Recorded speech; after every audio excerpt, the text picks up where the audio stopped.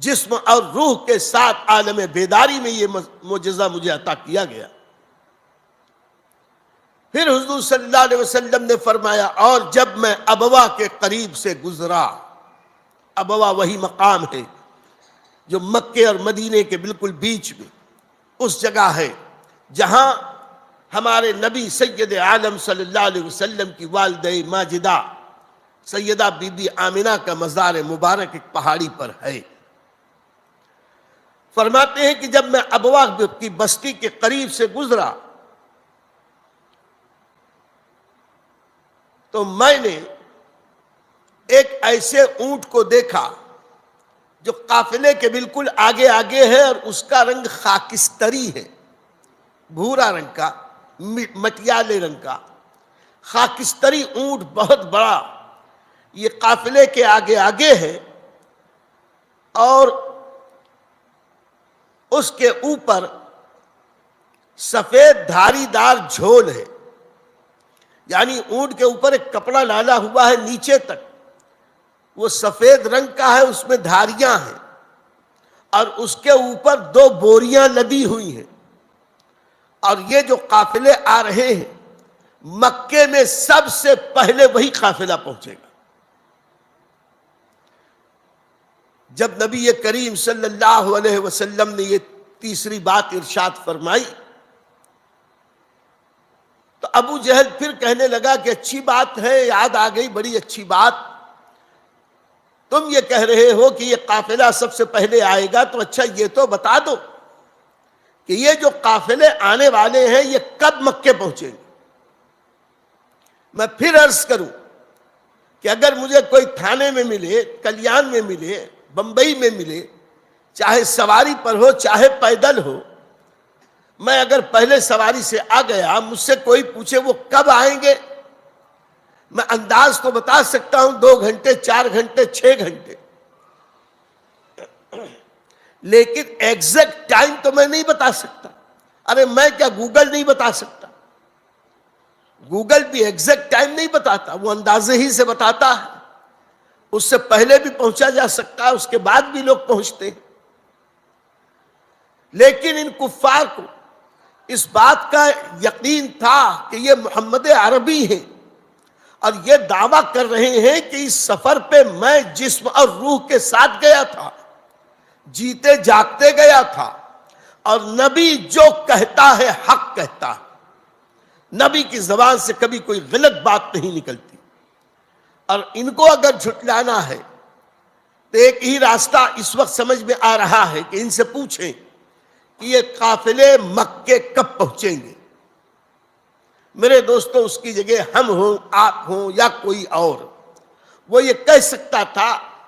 کہ قافلے تو اپنے سفر پر اپنی مرضی کے مطابق چلتے ہیں، وہ کبھی بھی آ سکتے ہیں، 2 دن 4 دن 6 دن میں، لیکن وقت متعین تو کوئی نہیں بتا سکتا۔ لیکن جس وقت ان کافروں نے پوچھا، نبی کریم صلی اللہ علیہ وسلم نے ارشاد فرمایا تمہارا پہلا قافلہ بدھ کے روز شام کے وقت آ جائے گا، بدھ کے روز سورج ڈوبنے کے وقت آ جائے گا، یا یہ فرمایا بدھ کے روز شام تک آ جائے گا، اور دوسرا قافلہ یہ فلاں تاریخ کو صبح کے وقت آئے گا، اور فلاں قافلہ یہ فلاں تاریخ کو دوپہر کے وقت آئے گا۔ جب یہ نبی کریم نے تفصیل اور یقین اور جذب کے ساتھ بتا دیا کہ تمہارے قافلے، فلاں قافلہ صبح کے وقت، فلاں شام کے وقت، فلاں دوپہر کے وقت، ان دنوں میں آئے گا، تو ولید ابن مغیرہ جو نبی کریم صلی اللہ علیہ وسلم کا سخت دشمن تھا، خاندان بنو امیہ سے اس کا تعلق تھا، ولید بن مغیرہ برجستہ اس کے منہ سے یہ بکواس نکلی، اے محمد تم تو بہت بڑے جادوگر لگتے ہو، کوئی جادوگر ہی اتنی صحیح خبر دے سکتا ہے۔ میرے دوستو، یہ بھی اس بدبخت کی بدبختی تھی کہ نبی کے معجزے کو وہ جادو سے تعبیر کر رہا تھا۔ ابھی یہ باتیں ہو ہی رہی تھیں کہ ابو جہل نے آگے بڑھ کے کہا، اے محمد،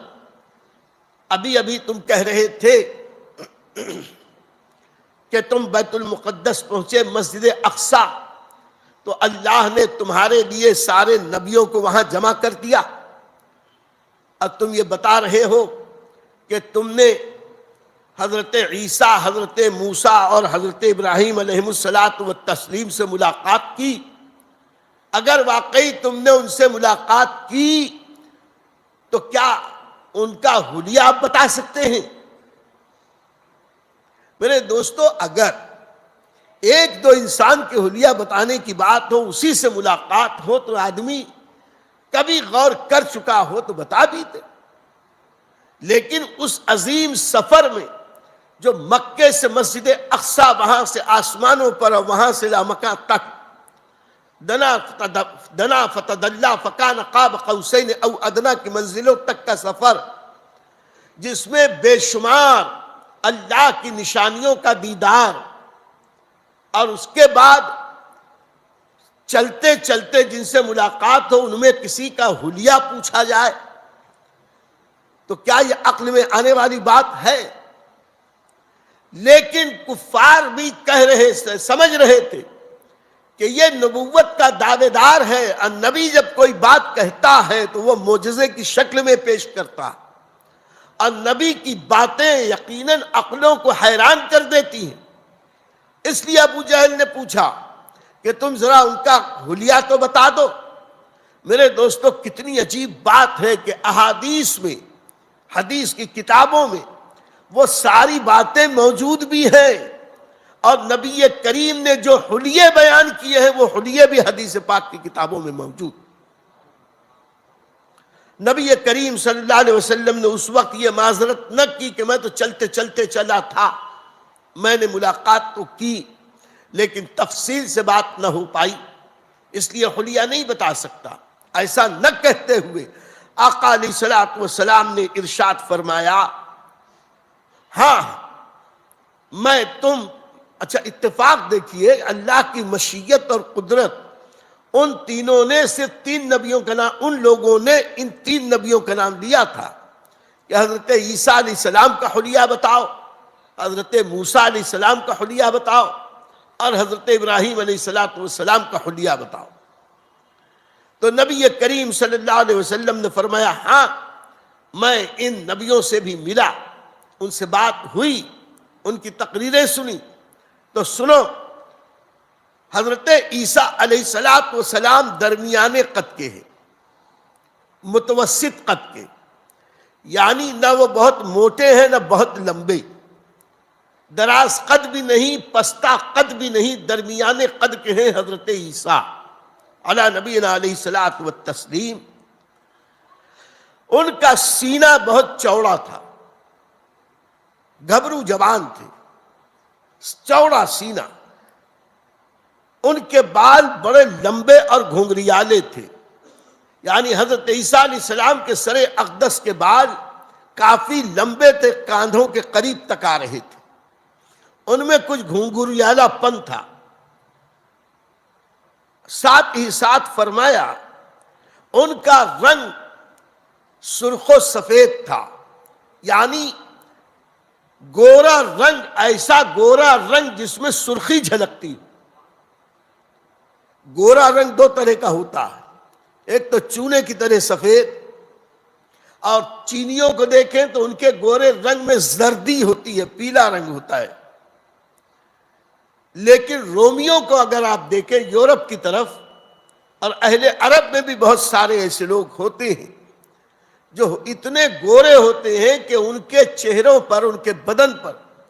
گورے رنگ پر سرخی جھلکتی ہے، سرخی مائل گورے۔ حضرت عیسیٰ علیہ السلام کے بارے میں نبی کریم صلی اللہ علیہ وسلم نے فرمایا کہ حضرت عیسیٰ سفیدی مائل سرخ رنگ کے ہیں، اور ان کے بالوں اور بدن کا نفاست و نزاکت اور پاکیزگی کا یہ عالم ہے کہ ایسا لگتا تھا کہ ان کے بالوں کو دیکھ کر ایسا لگتا تھا کہ ابھی ابھی وہ غسل خانے سے نکلے ہیں اور پانی کے قطرات ان کے بالوں سے ٹپک رہے ہیں۔ میں پھر عرض کروں، اتنی تفصیل کے ساتھ اگر کوئی حلیہ دیکھ کر بیان کرے، واللہ یہ خواب کی بات نہیں ہو سکتی، یقیناً بیداری کی بات ہے جس کو نبی کریم ارشاد فرما رہے ہیں۔ تو اسے آپ ایک لائک دے دیجئے، ایک لائک کا ایک نشان ہوتا ہے نیچے کی طرف، تو جب آپ لائک کریں گے تو یوٹیوب جو ہے اور آگے اس بیان کو فارورڈ کرتا ہے، جو پوری دنیا میں الحمدللہ پوری دنیا کے مسلمان اس پروگرام کو دیکھ رہے ہیں۔ تو آپ چاہتے ہیں کہ اس عظیم نیکی میں آپ شریک ہو۔ حضور خطیب برقاتی خلیفہ محدث کبیر حضرت علامہ وقار احمد رضوی صاحب قبلہ کے ملفوظات سے ہم ہمارے قلوب کو منور کر رہے ہیں۔ تو ان سنہری باتوں کو، ان قیمتی باتوں کو پوری دنیا میں پہنچانے کے لیے آپ ہماری مدد کریں۔ آپ لائک ضرور کریں اور کمنٹ کریں گے تو اور بھی زیادہ بہتر بات ہوگی، تاکہ دنیا کے اور بھی دوسرے ہمارے جو اسلامی بھائی مسلمان ہیں ان تک یہ پروگرام پہنچے۔ تو صرف کچھ نہیں تو کم سے کم آپ ایک لائک